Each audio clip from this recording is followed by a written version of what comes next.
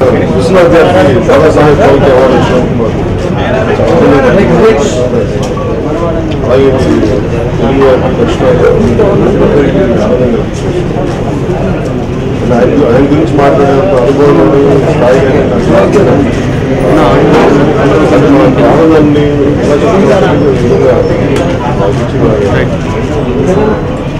శుభాకాంక్షలు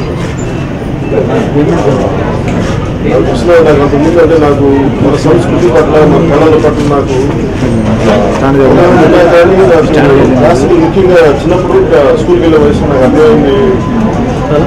ఎప్పుడు western music ఇలాంటి వెస్టర్న్ మ్యూజిక్ ఎప్పుడు అవగాహన ఉండేది నాకు చిన్నప్పుడు స్కూల్లో పెరిగేటప్పుడు. కానీ నాకు మన సాంప్రదాయం మన కర్ణాటక సంగీతం ఇవన్నీ నాకు తెలిసింది.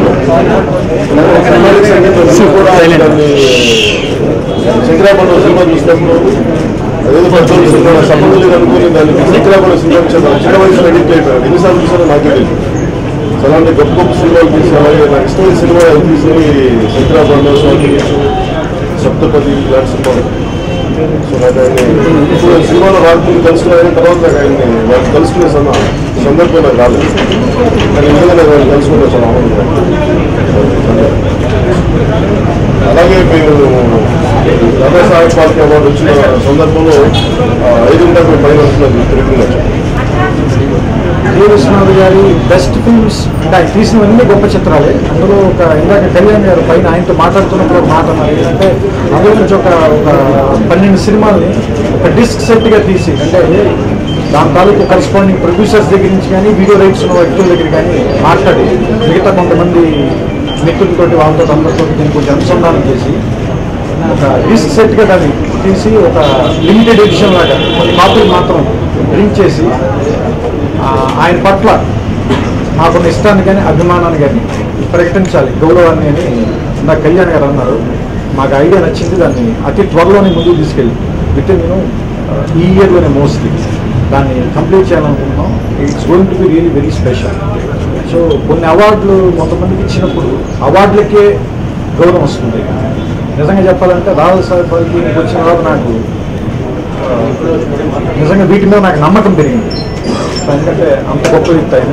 సో ఆయన గురించి మాట్లాడడానికి ఇందాక కళ్యాణ్ గారు చెప్పిందా మాకు స్థాయి కానీ అర్హత కానీ వయసు కానీ అనుభవం కానీ ఏమీ లేవు. కేవలం ఆయన పట్ల మాత్రం అభిమానం గౌరవం మాత్రమే ఈ మాటలు మాట్లాడగలిగేసారు. నాకు స్వాతంత్రం చూసినప్పుడు అనిపిస్తుంది ఇష్టమైన సినిమా స్వాతంత్రం శంకరాభరణం. దాని తర్వాత ఆయన చేస్తారో లేదంటే నేను ఎప్పుడు నాకు ఆలోచించలేదు. అనేది స్వయం కృషి చేసినప్పుడు కానీ నేను షూటింగ్కి వెళ్ళేవాడు. అంటే అసలు ఆయన ముందు నాకు యాక్టింగే నాకు రాదు కాబట్టి అసలు ఇప్పుడు అంత స్థాయి ఆలోచన రాలేదు. శుభలేఖ శంకరాభరణంతో నేను శుభలేఖ చూసాను. శుభలేఖ చాలా ఇష్టం. బాగా ఇష్టమైన సినిమా అంటే ఒక్క సినిమా అని చెప్పలేదు. నాకు బాగుంది నాకు శంకరాభరణం ఉంటాను. శుభలేఖ స్వయం కృషి స్వాతంత్రం ఇష్టంతో నాకు కథ నడిపిన విధానం అందరూ ప్రేక్షకులు థ్యాంక్ యూ.